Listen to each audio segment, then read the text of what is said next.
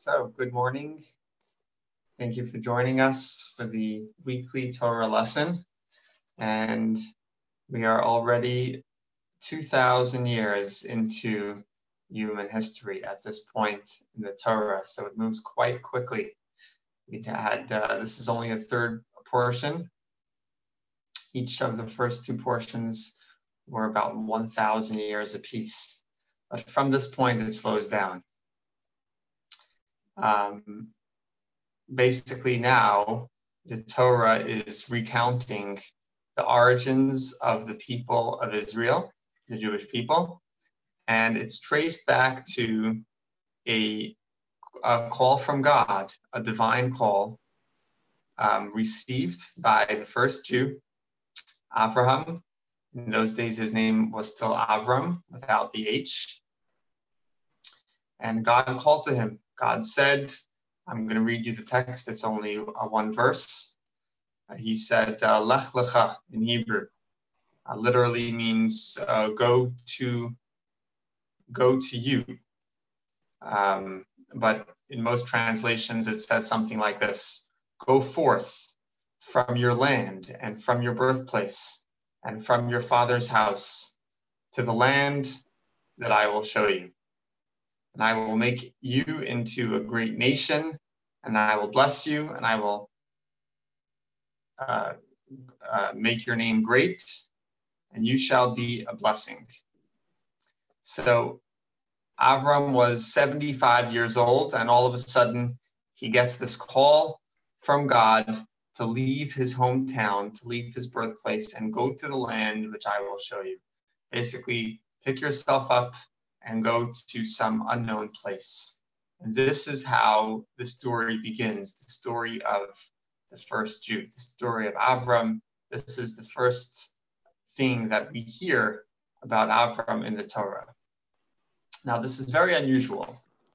It's very unusual that the description and the story of Avram starts at age 75, because we know from the Medrash and from other places that Avram actually had a remarkable life up until that point as well. So from a young age until the age of 75, so much has happened. Very remarkable things, and I'll share just one or 2 points.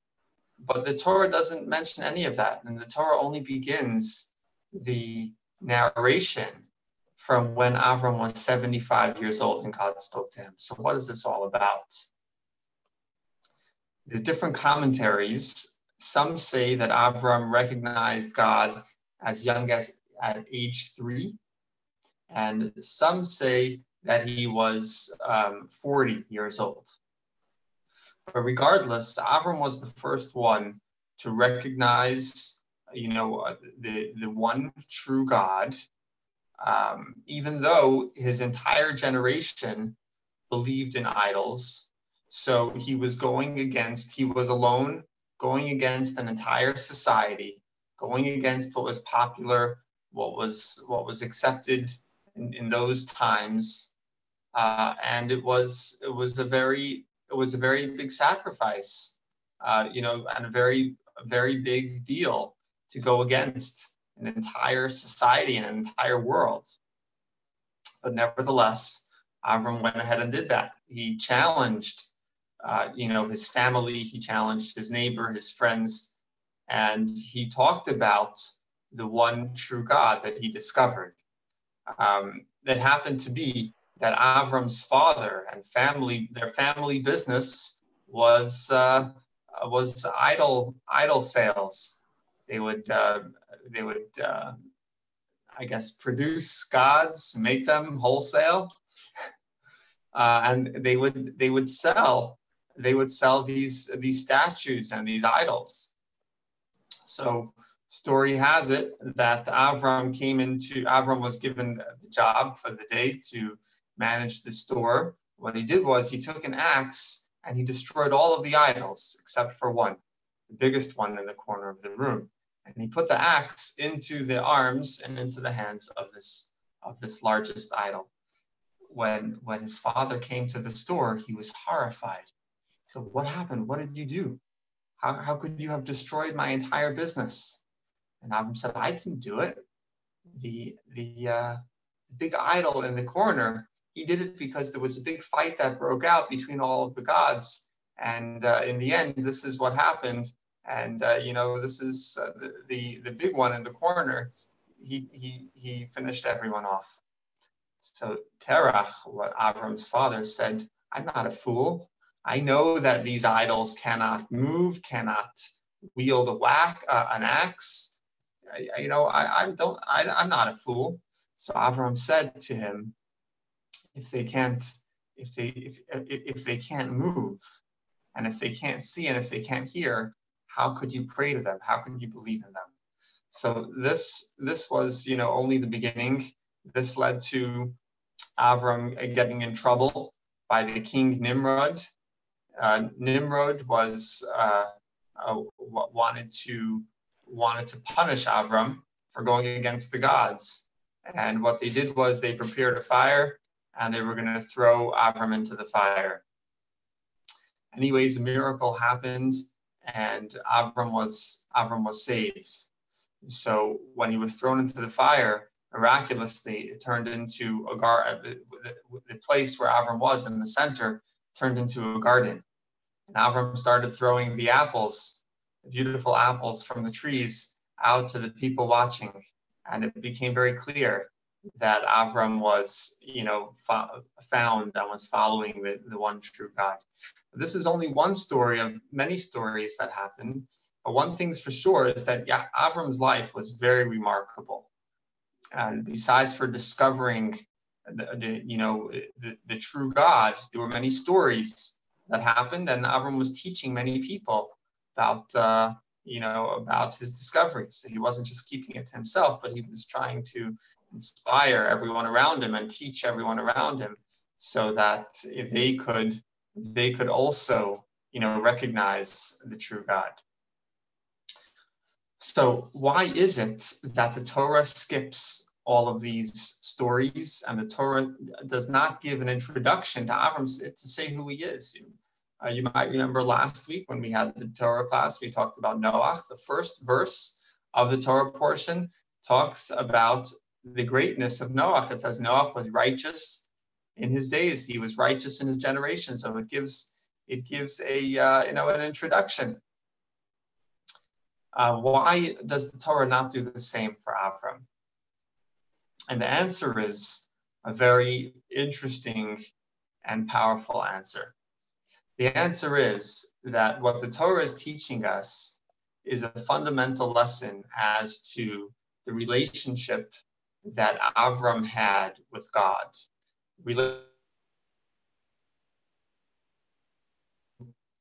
To any previous relationship between a human being and God.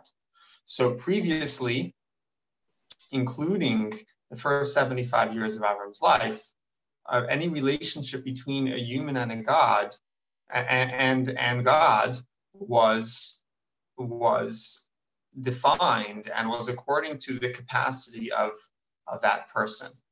So if the person had a deeper understanding, or if the person had a stronger feeling in their heart, or if the person understood more about the creation, about God, if the person had a bigger capacity, they were able to have a stronger connection to God. But what God was doing at this point was saying, the relationship between me and you, the relationship between Avram and God, is now from top down. So God was initiating the relationship, so to speak. And he was saying that it's on my terms. The relationship is on my terms. So it's not limited to your capacity. It's not limited to your understanding, but I am choosing to relate to you as well. So regardless of how much of how far you could reach, I'm coming to you and showing that the relationship is much greater than you could ever imagine.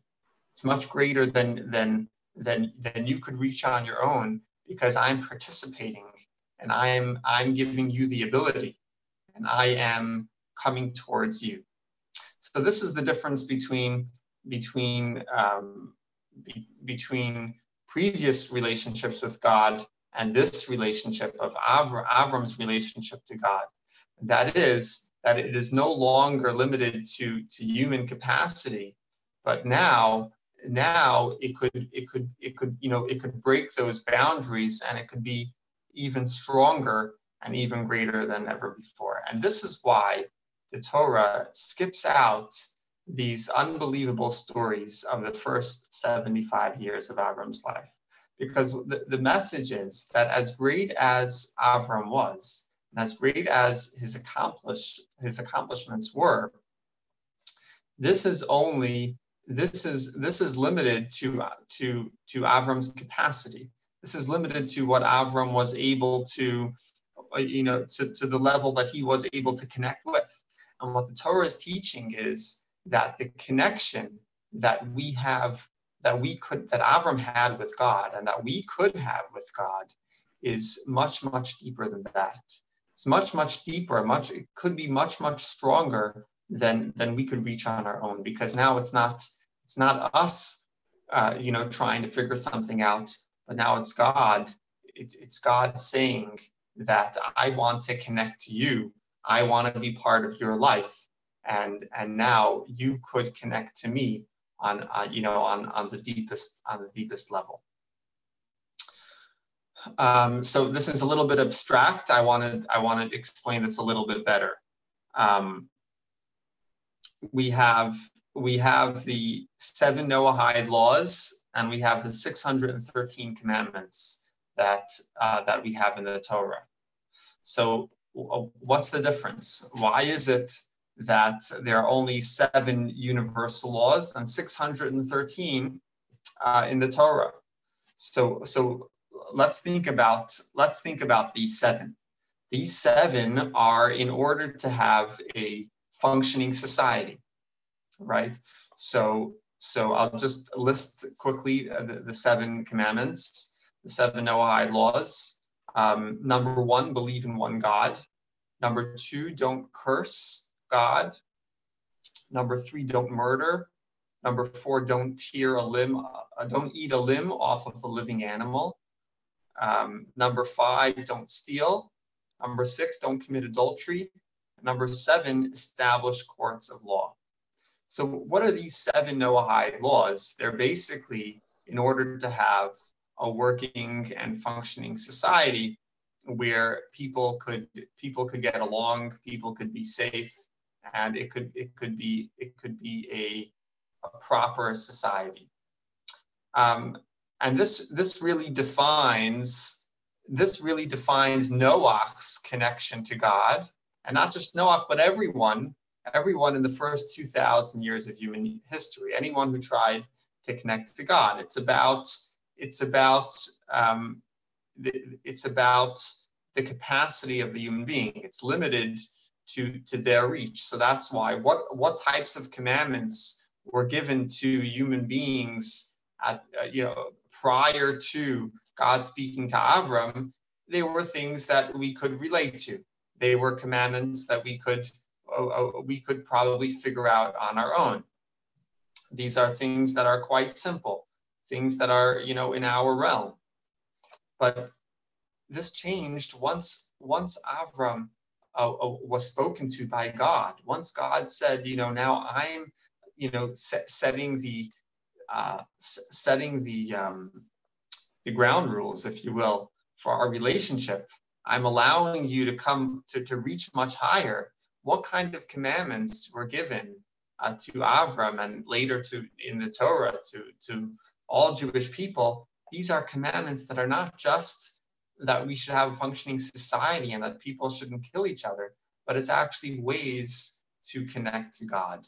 So we have all of these mitzvahs that we have: Shabbat, Tefillin, sitting in the sukkah, Yom Kippur. All of these commandments, they're not. So many of them are not about creating a better society. course, they do that as well. But so many of these commandments are ways to connect to God. And so basically what was happening, the fundamental change that occurred when God spoke to Avram was that from this point and on, from this point forward, God says, our relationship is not limited to your capacity, but now it could be as great as my capacity, God's capacity, which is unlimited. And of course, the lesson for this message is that, you know, sometimes you could think to yourself, I'm not in the mood. I don't feel like I have a connection to God. I'm not in the mood of doing a mitzvah. I'm not in the mood of getting involved in whatever Jewish activity or whatever spiritual activity might be, might be going on now. And it's a fair comment. It's a fair thing to say. I'm not in the mood. I'm not feeling up to it. I don't feel like I'm there. I don't feel like it's me. I don't feel like this is who I am.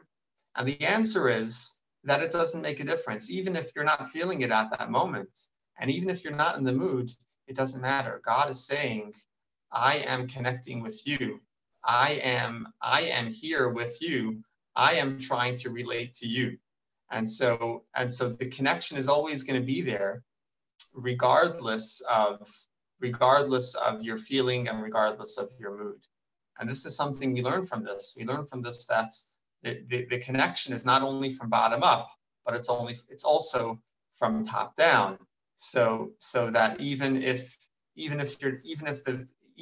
not feeling it from yourself, but the connection is there because God is connecting to us. Make sense? Comments? Any comments? Please go ahead. It is interesting that it doesn't say, the Bible doesn't say before God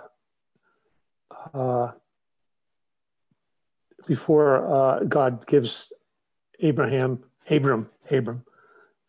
instructions to leave Haran, and where he begins his mission from our understanding, from what we can learn from the Torah, where he begins his mission, that he isn't, he didn't say what he said about Noah, that Abraham was a righteous man. But what we can understand from the Midrash, and what we can understand from Noah's, the story of Noah in the Torah, is that both of them made a foundation before God could trust them or use them. So that's something that we need to understand. But it is interesting that he doesn't say anything about that at first, like he's just chosen. So we should be ready. Somehow we have to intuit or something that we should be ready, for God to work through us as well, to guide us as well. Definitely. But definitely. So I would say that you're 100% correct, which is why there's such a strong connection. You're 100% correct that Avram was the greatest man in his generation, and he was probably the first one who brought a true kindness and goodness to the world. So Avram was an extremely remarkable person, and this is probably why God chose him. And so this begs the question: how could there not be an introduction? So you're 100% correct that Noah, built up his own character, made himself a good person, and he had something to show for himself. And Avram was even more so. So this only strengthens the question: how could the Torah not give an introduction? And the answer that I'm suggesting is not to take away from your own efforts. Judaism is the first to say that your efforts are more important than anything else. So it's not about something being given to you on freely. It's not about being spoon-fed. It's about achieving and accomplishing something from yourself. But at the same time, what this idea is the message of this idea is that all of this entire relationship is fantastic, but the message here is that it's even greater than that. So however great this is, and it's extremely great, but it doesn't stop there. It's even more than that. Mm-hmm. Mm-hmm. Yeah, I think that's a very, very good. Yeah. I mean, it makes sense, you know. So this is obviously a deeper dimension mm-hmm. to the Torah. This is a more Kabbalistic take, and of course we have the stories in the Medrash and stuff like that. But what the Kabbalah is doing is trying to figure out, why it's not recorded and what we could learn from this. But this does not take away at all from Avram's achievements, which are unbelievable achievements. And that what's at the end of the day, what's most important is that we work ourselves to achieve whatever greatness we could achieve. That's the most important thing that we should put in the effort and we should accomplish. I do want to I want to point out something else interesting about the translation that I gave you.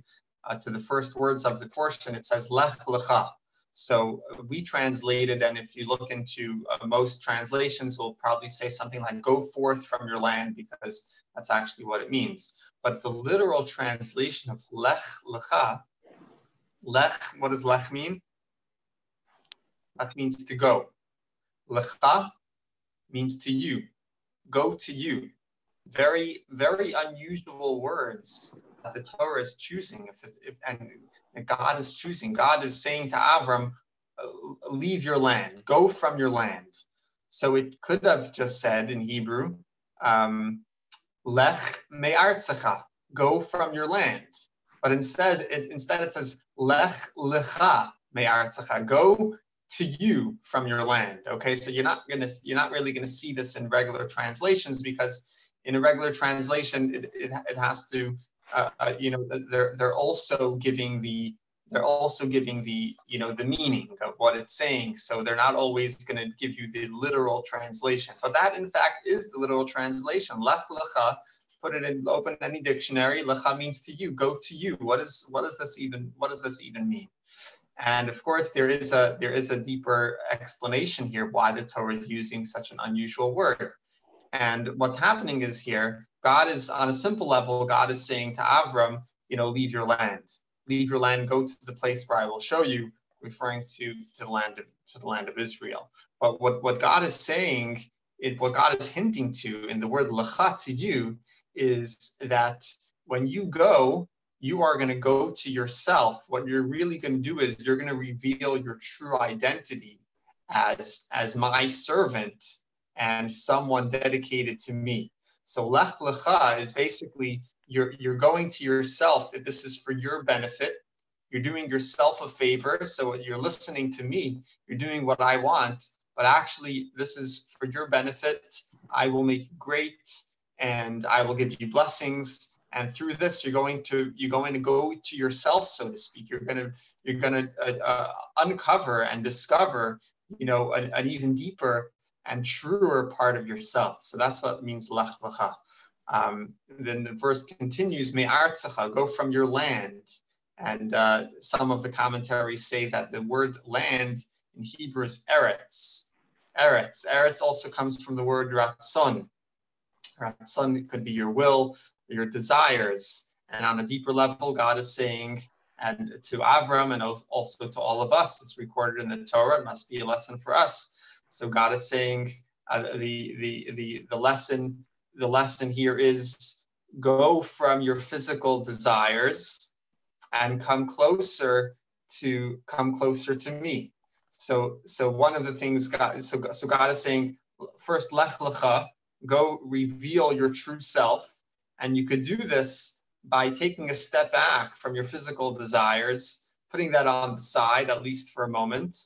And then it also says from your birthplace, go leave your land and your birthplace. And your birthplace is referring to, on a deeper level again, is referring to, the way you were brought up and the way you are naturally. And so God is saying, leave from that space.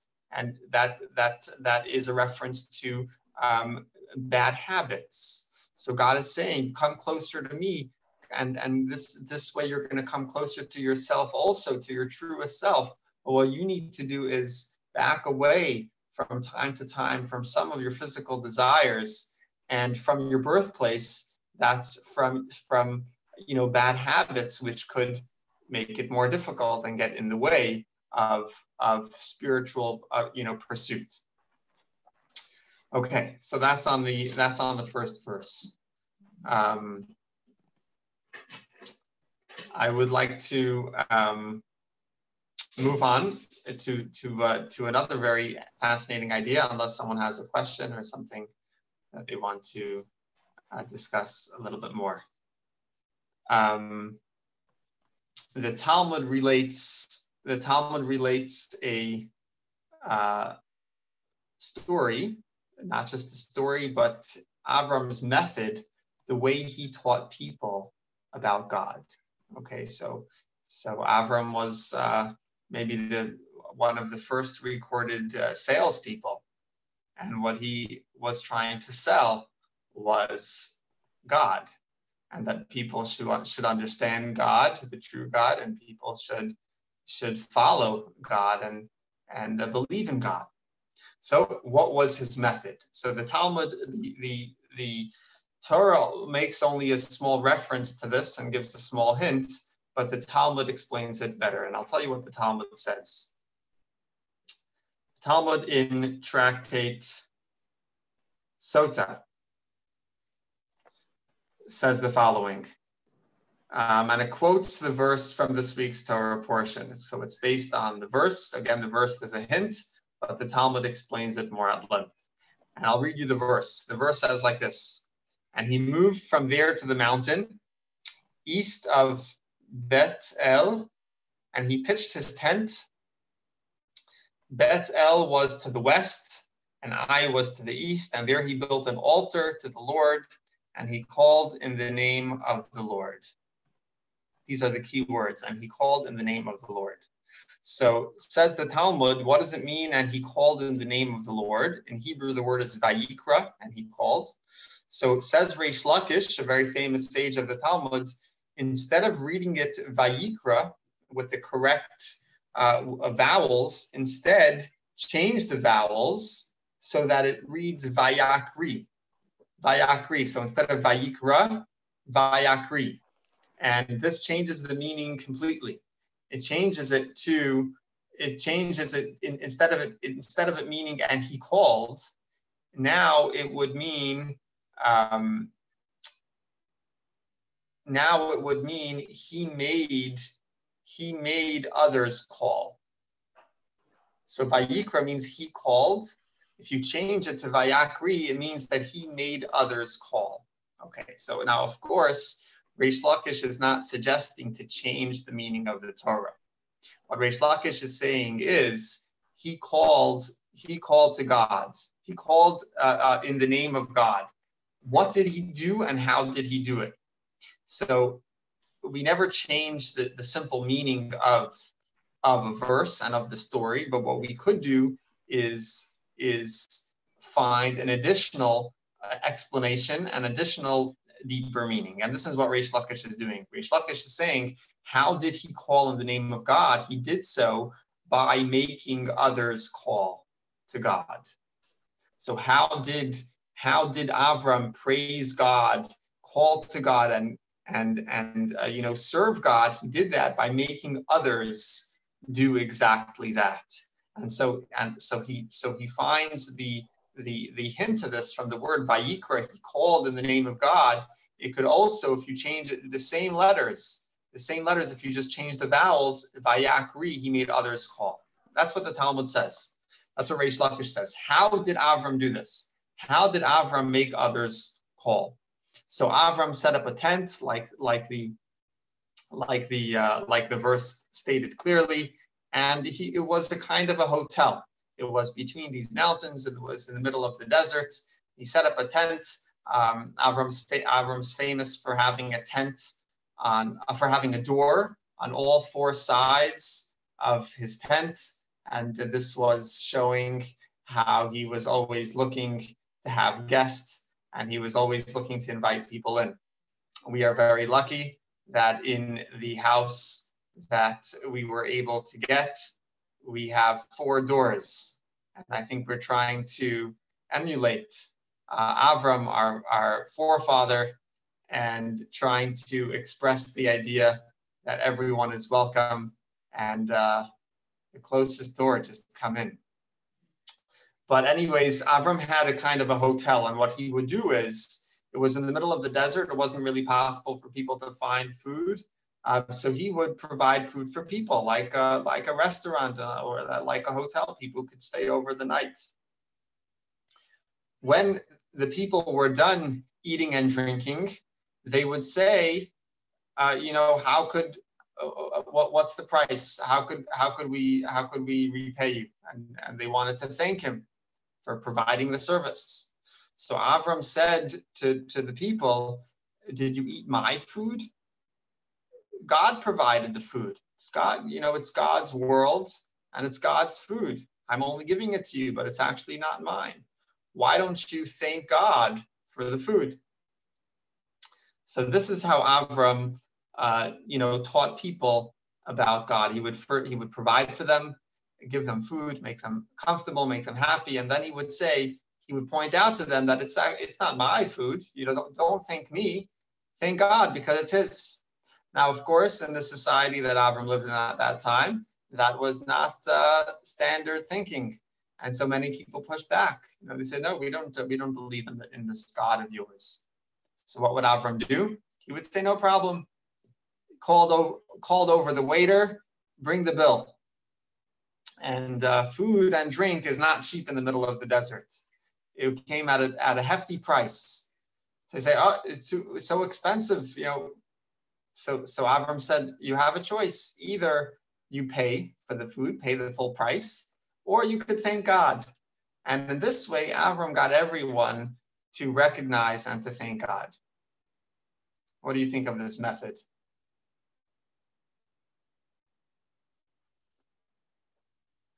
Do you support this method? I think you're on mute. Sounds like he's driving a hard bargain. What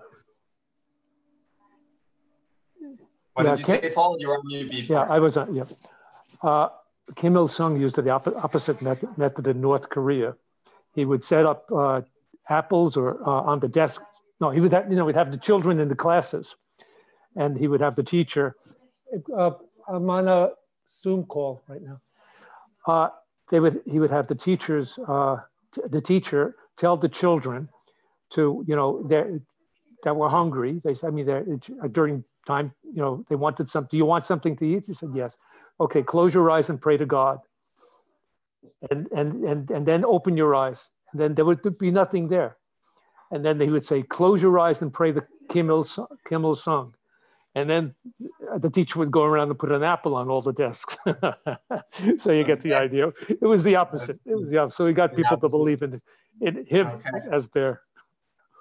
Well, so I like Abraham's method. Okay. Yeah. My problem with this method is that it's basically saying, bless God or pay. Yeah. Bless or pay. Right? So my problem with this is that what's the point? What did he accomplish? They weren't thanking God because they believed in God. They were thanking God so they don't have to pay. They were thanking God so they don't have to. They were just doing a lip service. They were just saying the words so they don't have to pay price, this high price of food in the desert. So what did Avram actually achieve? What was the point of this exercise? What did he gain? They obviously, if they were not willing to thank God at first, then obviously their admission at the end and their blessing and thanks at the end was just lip service. So what did Avram gain? What was the point? What's the value in this type of recognition? It's not recognition of God. They were just saying so they'd be off the hook. The answer to this question is that Avram had a vision of humanity, which convinced him that every positive deed, word, or thought has tremendous value, no matter what. And so what Avram was seeing in his guest was the potential to recognize God. So when Avram looked at someone, he didn't see an idol worshiper. He didn't see someone who's rebelling against God. What he saw was their core. He saw their potential, and he saw, the essence of who they are.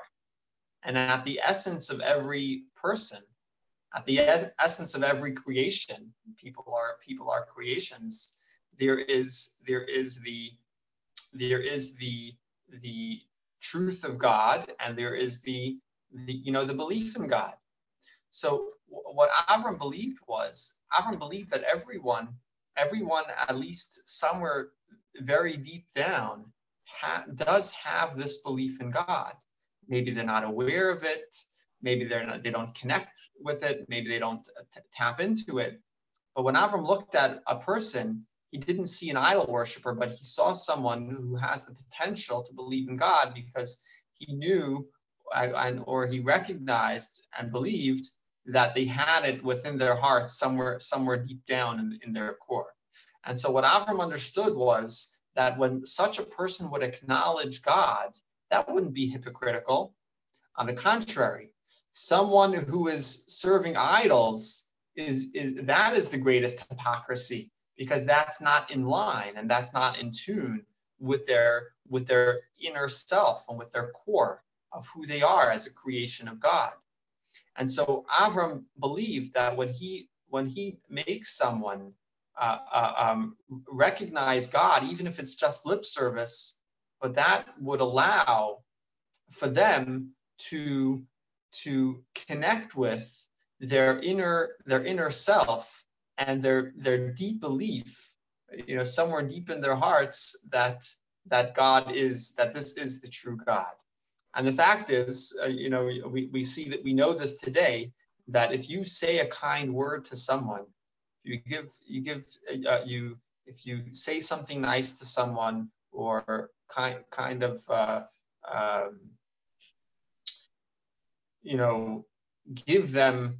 give them positive reinforcement, what you're basically doing is revealing the potential that they already have to be kind, to be helpful, to be positive. So often we have it in ourselves, but it has to be brought to the surface. It has to be brought to the surface, and sometimes that could happen by just saying something kind to someone, or giving someone a certain opportunity. Sometimes a very small thing could make a big impact, because what's happening is the person is, what's happening is the kind characteristics or traits of the person is now coming to the surface. And so this is exactly what Avram believed. Avram believed that by them saying this thank you to God, which to other people might seem hypocritical and might seem just like lip service, what Avram saw was the thing most consistent with their inner being. And what Avram believed was that by them recognizing God, at least with just words, this would allow their inner belief to come at least closer to the surface. Make sense? What you said, that what it explained that God said to Abraham when he told him to leave, he said what? Can you repeat what he said when he told him to leave Haran? He said, I'll read it from the text. Go forth from your land and from your birthplace and from your father's house to the land which I will show you, and I will make you into a great nation. I will bless you, and I will make your name great, and you shall be a blessing. Okay, but you said the accurate literal translation. Well, the literal translation was lech lecha, go to you. Okay, so I think that might have been what God was helping, teaching Abraham to know. Not only, to go within, to go to you is another way to go to God. In other words, God is within. If you go within, you can go to God. If you seek, if you seek with sincerity, I would say, I would think you would, so God, so he already knew that if he can get other people to do the same thing, that they can find God as well. So beautiful. Beautiful. I like that, Paul. Very, very nice connection there. And, I think that sounds very, very powerful and on point. Very nice. Okay, it's already 11:40, so I'll just finish with the last point. Of course, there's so much in this Torah portion, and it's packed with so much information and so many stories and so many lessons. But we're just going to keep it to the time, and I guess we could always continue later. We could continue on Shabbat, and we always have to leave something for next year, right? The final part of the Torah portion speaks about circumcision and God's commandment to Avram and request that he circumcise himself and his family. And this is a very powerful mitzvah that has been kept ever since then. So almost 4,000 years since Avram. Today, this is a mitzvah that the overwhelming majority of Jewish people keep, regardless of their level of observance and, religious observance and what their beliefs are. Studies show that the overwhelming majority of Jewish people do this mitzvah, and it's a very powerful mitzvah. And I would just like to share the idea of the mitzvah and why it's so important and why it's so powerful. And what the Torah says is that the circumcision is a brit. What does brit mean? In the Hebrew word is brit milah. Brit means a covenant, and this is really the connection, and this is really the promise and the bond between Avram and God. And so this is like an eternal connection, and in the physical body. And so this mitzvah represents the strong and bond that we have with God. And this is what the Brit Milah is all about. And what's very interesting is that you would think that this might tie into the first point that we talked about today, but you would think that when it comes to a relationship with God, it's all about understanding, it's all about appreciating the connection, appreciating God. But in fact, when do we do the Brit Milah? When is the circumcision done? So for Avram, it was at age 99. But the mitzvah for the future was at 8 days old. 8 days. The baby understands nothing. So it might be the best time to do it from a medical point of view. But this is not the best time if you're trying to create a connection to God and for a person to understand and to appreciate, the bond and what's going on over here. And the truth is that this is in a way much more powerful than a connection based on understanding and appreciation, because this type a connection that's based on understanding is again, we talked about this in the beginning of the class, but it's limited to my understanding. It's limited to your understanding. So if I have a limited knowledge of God and a limited knowledge of our relationship and how it works and the creation and all of that, so my connection is going to be, just as limited. But by God saying the mitzvah is for an 8-day-old baby to have the circumcision, what God is saying is that no matter what, we have this connection. No matter what, we have this bond and this promise between us. So even if you're not feeling it, even if you're not up to it, even if you don't, you feel that you can't reach that space or that high or relate to God, it doesn't matter. This is expressing the fact that the connection is eternal. The connection is always there, no matter what. So I think this connects very much with the first idea about God speaking to Avram only at age 75. Of course, so much happened before, but again, that was showing how the connection is not only from bottom up, but it's also from top down, and not only limited to our capacity, but God is allowing us and giving us the opportunity to have something so much greater, so much more powerful.